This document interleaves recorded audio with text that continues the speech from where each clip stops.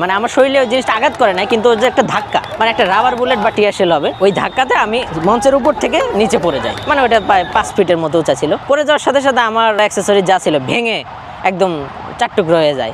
তো আমি ওখানে হতভম্ব হয়ে যাই যে এটা কি হলো। মানে এক্সারসাইজগুলো নিতে যাবো, তখন আমার কাছে মনে হচ্ছিল যে আমি আর উঠতে পারছি না রাস্তা থেকে। আমার একদম ব্যাক পেন, মনে হচ্ছে আমার মাজা ভেঙে গেছে। এটাই কোনোভাবে আর মুভ করতে পারছি না। আমি রাস্তার উপরে শুয়ে আছি। এখন দূর থেকে আমার সহকর্মী যারা ছিল তারা ভাবছে যে আমি হয়তো বা রাজনৈতিক সংগঠনের কোনো কর্মী হব বা পিকেটার হব বা অন্য কেউ। তো কাছে আসার পরে যখন আমাকে অনেকে চেনে, আসলো, ইত্তেফাকের গনি ভাই ছিল, সে আসলো, এসে আমাকে যখন দেখলো যে আমার এই অবস্থা, সে আমাকে উঠানোর চেষ্টা করলো। আমি দেখলাম যে আমার পিছে অনেক বেন, আমি ভাবছি যে আমার ভেঙে গেছে। আরও কয়েকজন আসলো, এসে ক্যামেরা সব দেখলো যে একদম অবস্থা ব্যবহার করার মতো নাই। পরে ওগুলো আমার ব্যাগে ঢুকাই দিল, আমার অফিসকে ফোন দিল, আমার সম্পাদক বললো যে ওকে উদ্ধার করে ওই একটা হসপিটাল বা আমাদের একটা গাড়ি পাঠাচ্ছি, ওই গাড়ি পর্যন্ত নিয়ে যাও। পরে আমাকে 3-4 জন চ্যাংদোলা করে ওখান থেকে আমাদের অফিসে একটা গাড়িতে উঠাই দিল।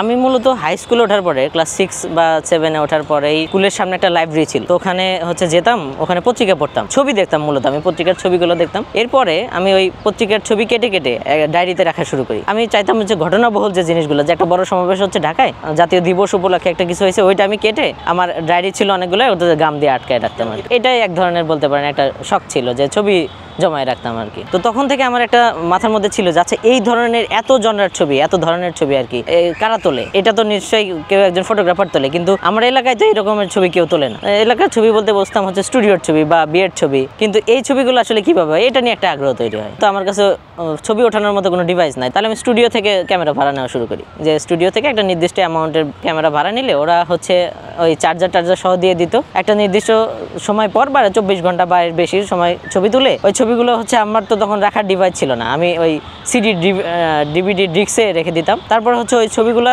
আমি মানে প্রিজার্ভ করতাম, বলতে ওই পর্যন্ত সীমাবদ্ধ ছিল। ওইটা পরবর্তীতে আবার দেখা বা ওই ছবি দিয়ে কোনো কিছু করার মতো আমার আসলে সুযোগ ছিল না। এটা আমি যাদের সাথে মিশতাম তারা তো আমার বয়সী ছিল, তারা এই জিনিসটাকে নিয়ে হাসতো যে এই টাকা দিয়ে ক্যামেরা ভাড়া করে এনে রাস্তাঘাটের ছবি তুলে বা নদীর ছবি তুলে আসলে লাভ, এর চাইতে মানুষের ছবি তুলে তার ছবিটা তো থাকবে বা নিজের ছবিটা থাকবে। তা আমি দেখা গেল যে ওদের সাথে কিনে অনেক সময় মেলায় ঘুরতে যেতাম। একটা মেলাতেও গেছি আমি, যে চরের মধ্যে ক্যামেরা নিয়ে গেছি। ওরা বলতেছে যে চার্জ শেষ হয়ে যাবে, আগে আমাদের ছবি তুলে দে, মানে স্টুডিওর ক্যামেরা, তারপরে হচ্ছে মেলার ছবি তোলে। আমি বলছি না, মেলার ছবি তোলার পরে যদি আমার কাছে চার্জ থাকে, ওরা তো একটা ব্যাটারি দিত, তারপরে তোদের ছবি তুলে দেবো। তো ওরা তখন এটা হাসতো যে আসলে আমরা তো ভাবছি যে আমাদের ছবি তোলার জন্য ক্যামেরা নিয়ে আসছি। আমি বললাম যে না, আমি তো এই যে মেলার যে জিনিসগুলো আছে এগুলোর ছবি তোলার জন্য আসছি। ইতিমধ্যে আমি অনেক জায়গা থেকে জানতে পারছি প্রফেশনালি ফটোগ্রাফি করলে এখান থেকে টাকা ইনকাম করা যায় বা সম্মান পাওয়া যায় বা মানুষকে চেনে বা জানে যে একটা শিল্প সত্তা। এটা আমার ভিতরে আসা শুরু করছে তখন আমি মনে করি। তো তখন এই জিনিসটা প্রথম আমি আমার আম্মুকে মানে বোঝানোর চেষ্টা করলাম যে আমার একটা ক্যামেরা প্রয়োজন, ক্যামেরা কিনলে ফটোগ্রাফি করা যাবে। ক্যামেরাটা যে প্রয়োজন, ক্যামেরাটা তো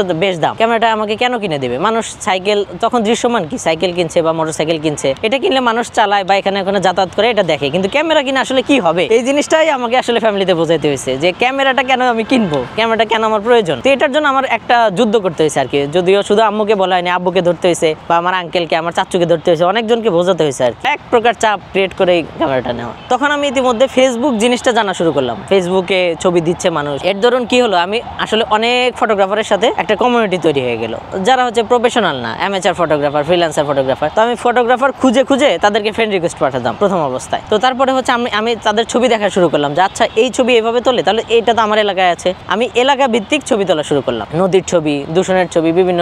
আমি আসলে গ্লাস ইঞ্জিনিয়ারিং স্টুডেন্ট। তো গ্লাস ইঞ্জিনিয়ারিং শেষ করার পরে ইন্টার্নশিপ হয় আমাদের। ইন্টার্নশিপ শেষে আমাদের তো একটা প্রেশার থাকে যে কিছু একটা করতে হবে। তো আমাকে আমার এক ফ্রেন্ড অফার করলো যে একটা গ্লাস ফ্যাক্টরি আছে, এখানে অপরচুনিটি আছে, ফ্রেশার ইঞ্জিনিয়ার নিবে, ইঞ্জিনিয়ার, তো ঢুকবি কিনা? তো আমি ওর সাথে গেলাম, ওখানে জয়েন করলাম। জয়েন করার পরে প্রথম দিন তো এক্সাইটমেন্ট যে ঠিক আছে, ইঞ্জিনিয়ার, একটা ইন্ডাস্ট্রিতে আসছি, জয়েন করবো। জয়েন করার পরে আমার সেটা যেমন ছিল, এরপরের একটানা যখন আমি 2-3 দিন সেখানে অফিস করতেছি, একটা রোস্টার ডিউটি থাকে, এই টাইমের মধ্যে বের হওয়া যাবে না। তো এই যে নির্দিষ্ট একটা বাধা ধরা সময়ের মধ্যে আমি যখন আটকে যাই, আমার বডি আমাকে সাপোর্ট দিচ্ছিল না, মানে আমার মস্তিষ্ক আমাকে সাপোর্ট দিচ্ছিল না যে আমি এখানে থাকবো, এই চাকরি করব, আমি কিভাবে সম্ভব। পরে হচ্ছে ওখানে আমি 15 দিনের মতো চাকরি করলাম। চাকরি করার পরে চলে আসার পরে আমার একজন মোস্ট সিনিয়র বড় ভাই আছে, ফটো জার্নালিস্ট, তার সাথে যোগাযোগ করি যে ভাই, আমি যেহেতু আমার ফটোগ্রাফিতে কোর্স করা আছে, আমি একটু মানে এই লাইনটাতে কাজ করতে। পরে বলতেছে তুমি একজন ইঞ্জিনিয়ার মানুষ, তুমি এখানে এসে কি সার্ভাইভ করতে পারবা? এটা কিন্তু অন্যরকম জায়গা। পরে বললাম না ভাই, আমি করবো। মানে এই এক প্রতিজ্ঞায় আমি ওখান থেকে চলে আসলাম। আসার পরে ঢাকায়